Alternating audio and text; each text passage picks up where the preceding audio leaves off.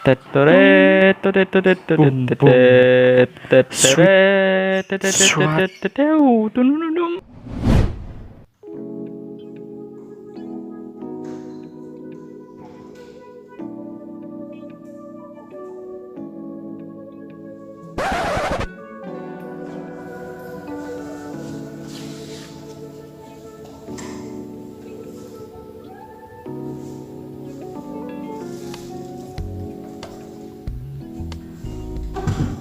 Iya.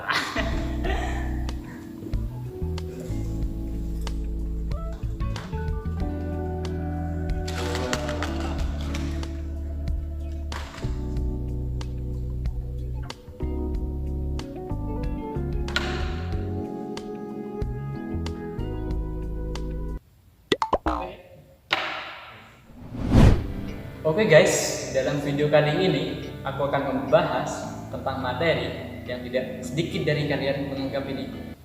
Materi apaan ini kak? Aku gak ngerti banget. Aku gak ngerti sama sekali tentang materi ini. Oke, jadi di video kali ini kita akan membahas tentang trigonometri. Iya, trigonometri. Wah.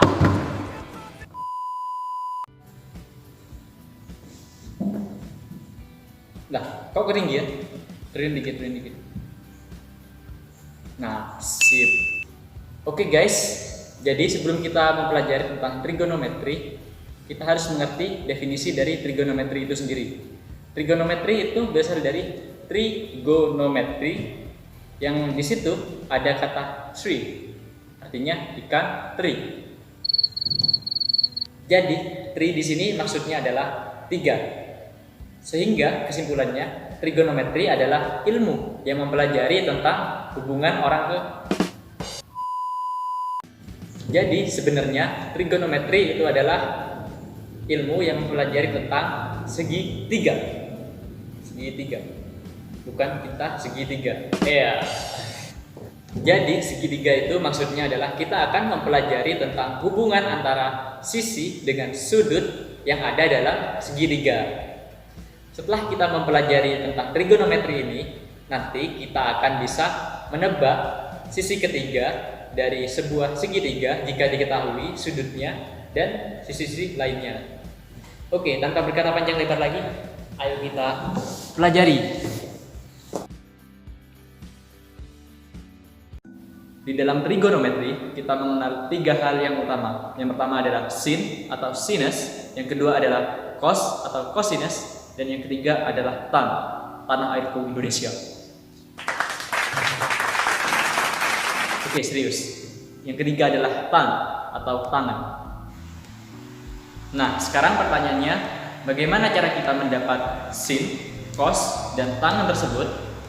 Jawabannya adalah pada segitiga siku-siku. Nah, pertama-tama kita akan menamai sisi segitiga siku-siku ini berdasarkan posisinya terhadap sudut alfa. Sudut alfanya di sini, maka sisi yang di sini adalah sisi depan.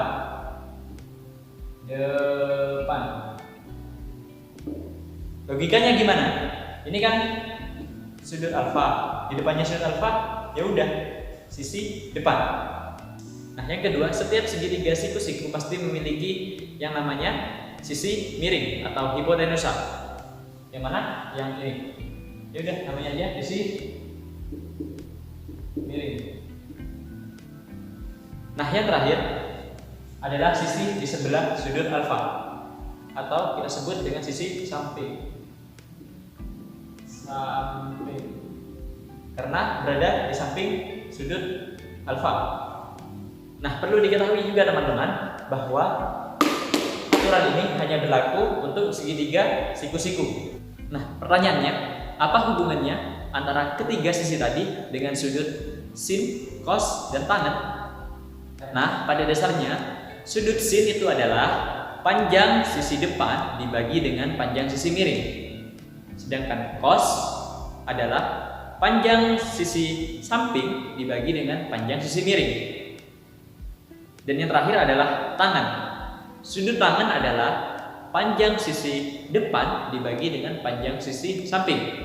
Nah, dari situ dapat kita singkat, sebenarnya sin itu adalah demi atau sisi depan dibagi dengan sisi miring. Yang kedua, cos itu bisa disebut sami atau sisi samping dibagi dengan sisi miring. Dan yang terakhir, tangan adalah desa atau sisi depan dibagi dengan sisi samping. Supaya kalian lebih mengerti maksudnya gimana, jadi kita langsung aja ke contoh. Jadi sekarang kita memiliki segitiga dengan sisi 3, 4, dan 5. Pertanyaannya adalah tentukan sin, cos, dan tangan.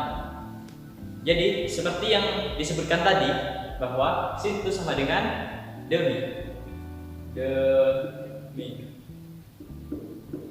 Sisi depannya berapa? 3, sisi sampingnya 5. Jadi sinnya 3/5. Lalu bagaimana dengan yang cos? Cos adalah sisi samping dibagi dengan sisi miring atau sami. Sisi sampingnya berapa? 4. Sisi miringnya 5. Jadi 4/5. Dan yang terakhir, tangan. Tangan adalah sisi depan dibagi dengan sisi samping. Sisi depannya berapa? 3, sisi sampingnya 4. Jadi desa 3/4. Oke, sekarang kalian sudah mengerti tentang sin, cos, tan, dan bagaimana cara kita mencari nilai dari sudut-sudut istimewa yang ada dalam segitiga siku-siku.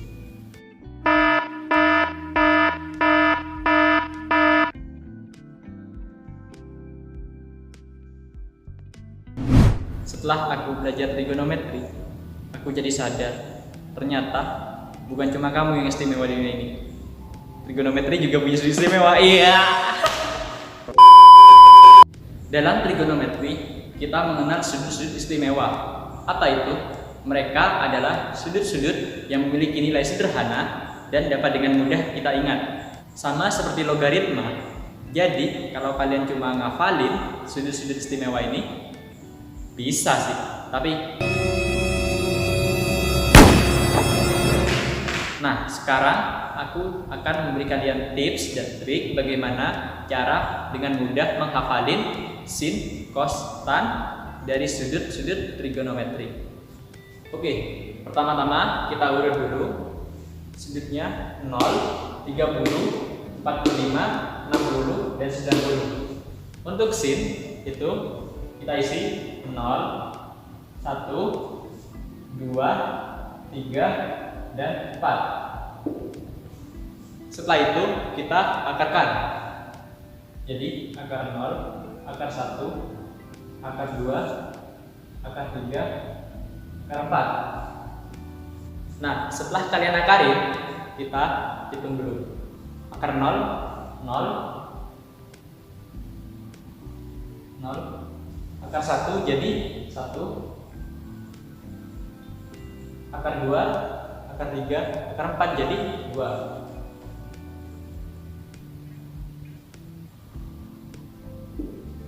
Oke, setelah kalian hitung, lalu kalikan masing-masing dengan setengah. Jadi setengah dikali 0, setengah dikali 1,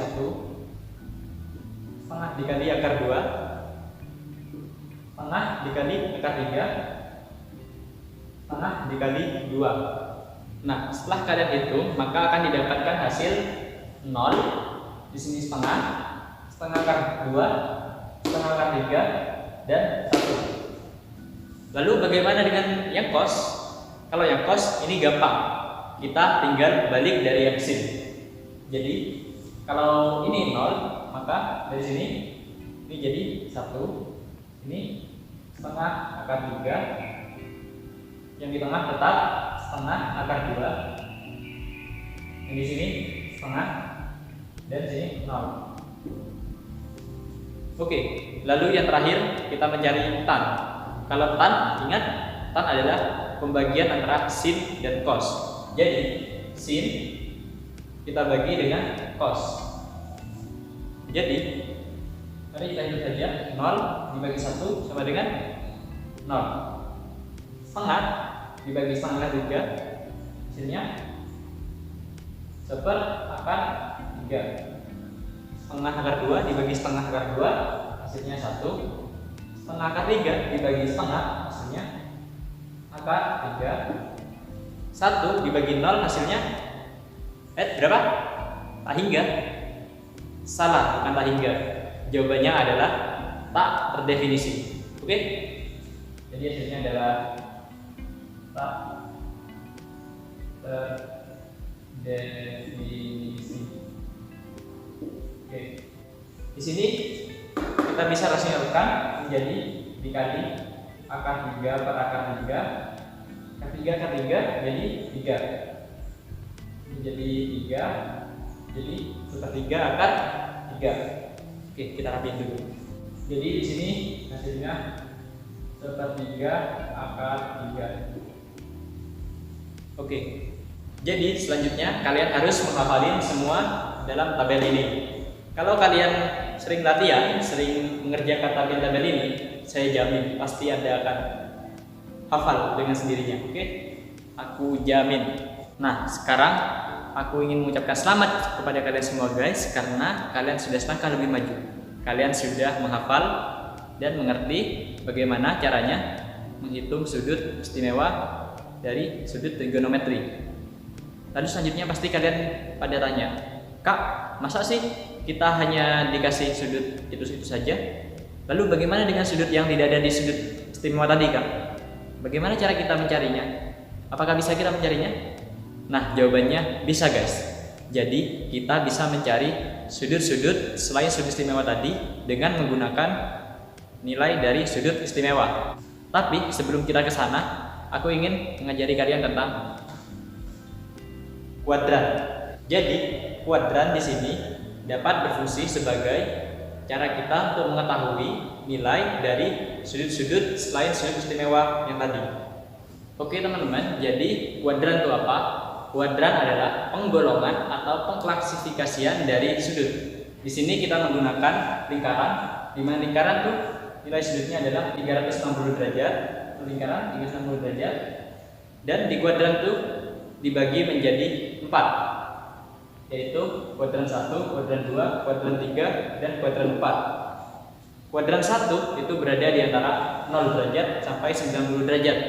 Sedangkan kuadran 2 adalah semua sudut yang berada di antara 90 derajat dan 180 derajat. Kalau kuadran 3 antara 180 derajat sampai 270 derajat, dan yang terakhir kuadran 4 adalah semua sudut yang berada di antara 270 derajat sampai 360 derajat. Nah, pertanyaannya nih, bagaimana kalau sudutnya lebih dari 360 derajat, Kak? Ya sudah, kita tinggal kurangi 360 derajat sampai berada pada salah satu antara 0 sampai 360 derajat. Oke, selanjutnya kita ke contoh soal. Tentukan sudut 30 derajat berada di kuadran berapa? 30 derajat itu ada di antara 0 sampai 90 derajat. Jadi 30 derajat ada di kuadran 1. Lalu yang kedua, tentukan sudut 135 derajat. 135 derajat itu berada di antara 90 sampai 180. Jadi 135 derajat ada di sini di kuadran 2. Lalu 260 derajat ada di kuadran berapa? 260 derajat ada di antara ini, di antara 180 dan 270. Jadi 260 derajat itu ada di kuadran 3. Dan yang terakhir 320 derajat ada di kuadran berapa? Aku kasih waktu kalian untuk menjawab. Oke, benar sekali. 320 derajat itu ada di antara 270 derajat dan 360 derajat. Artinya ada di kuadran 4. Lalu bagaimana kalau 560 derajat, Kak? Yuk, 560 derajat gimana? Ya, gampang saja. Tinggal dikurangi 360 derajat. 560 derajat dikurangi 360 derajat hasilnya adalah 200. Jadi kita tinggal cari aja 200 itu ada di kuadran berapa? Ada di kuadran antara 180 dan 270 derajat. Jadi 560 derajat itu ada di kuadran 3. Oke, mengapa aku mengklasifikasikan menjadi 4 kuadran? Jawabannya, karena di setiap kuadran itu ada ciri-ciri khusus. Bagaimana ciri khususnya? Yaitu di kuadran 1 itu semuanya positif. Di kuadran 2 itu sinnya positif. Yang lainnya negatif. Di kuadran 3 itu tangannya positif. Jadi tangan positif, selain itu sin, cos, dan sin cos saja itu negatif. Dan yang terakhir di kuadran 4 itu cos positif.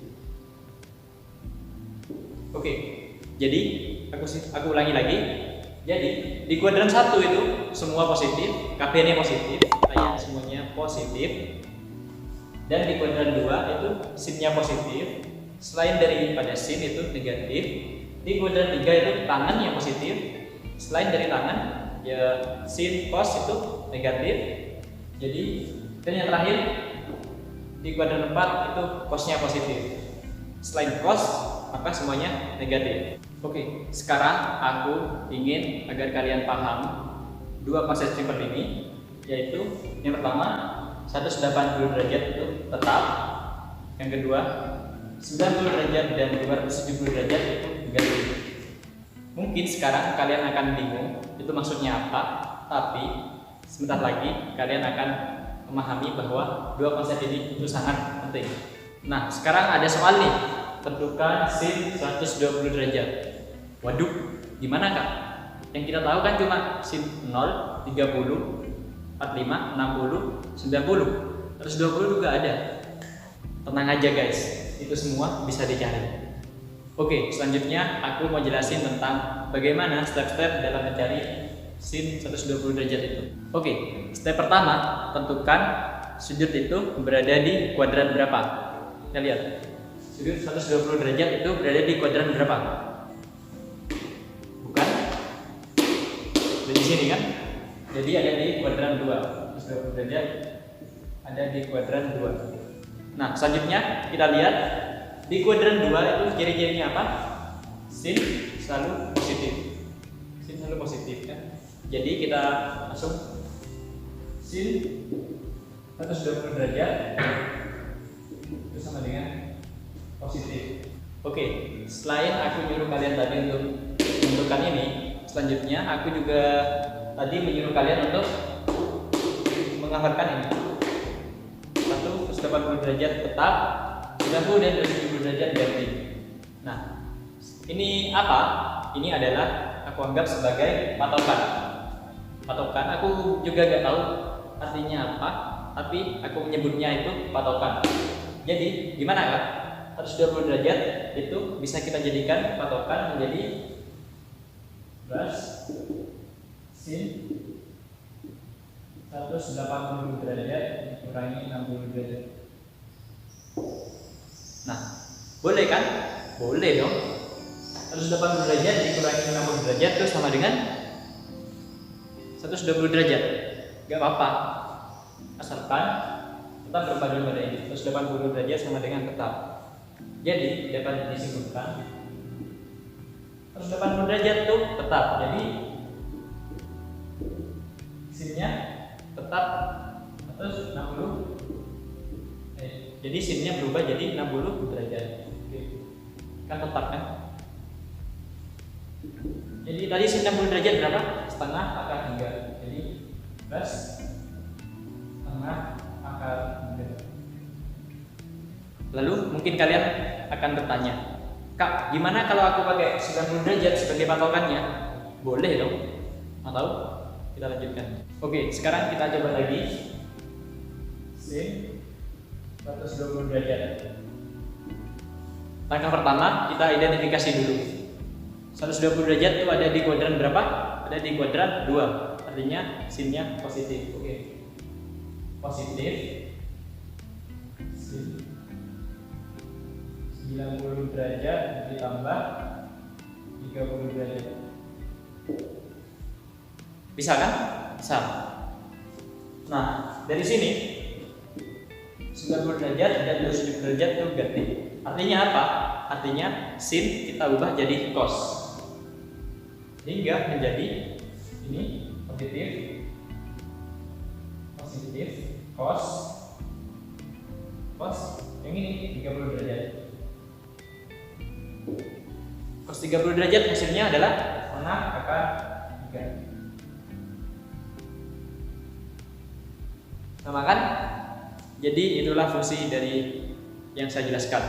Jadi maksud dari tetap dan ganti itu kalau kalian pakai 180 derajat itu kalau sin tetap sin, kalau cos tetap cos. Tapi kalau kalian pakai 90 derajat dan 270 derajat, kalau kalian pakai sin maka nanti akan berubah jadi cos. Begitupun sebaliknya, kalau cos pasti akan berubah jadi sin. Selanjutnya kita cari cos 240 derajat. Langkah pertama apa yang kita lakukan? Mencari sudut itu ada di kuadran berapa? 240 derajat itu ada di kuadran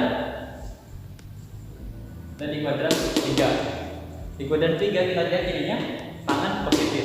Berarti selain tangan itu negatif. Termasuk cosnya negatif. Oke, negatif. Langkah selanjutnya kita pakai ini. Mau 180 derajat atau 270 derajat terserah kalian. Tapi aku lebih suka pakai yang 180 derajat. Karena apa? Karena tetap. Jadi cos 180 derajat ditambah berapa? Tambah 60 derajat. Oke, karena tetap jadi min cos 60 derajat. 60 derajat itu berapa? Setengah. Jadi hasilnya sama dengan min setengah. Jangan lupa ada minnya, oke? Oke, sekian materi kali ini tentang trigonometri. Kalau kalian merasa suka dengan video ini, jangan lupa like dan komen dan subscribe juga, jangan lupa. Terima kasih sudah mendukung channel ini. Kalau kalian merasa puas dan senang dengan video ini, jangan lupa share ke teman kalian sebanyak-banyaknya, terutama kepada teman kalian yang masih butuh materi trigonometri ini. Oke? Terima kasih buat kalian yang sudah menonton. Kita bertemu lagi di lain kesempatan dan see you, have a nice day.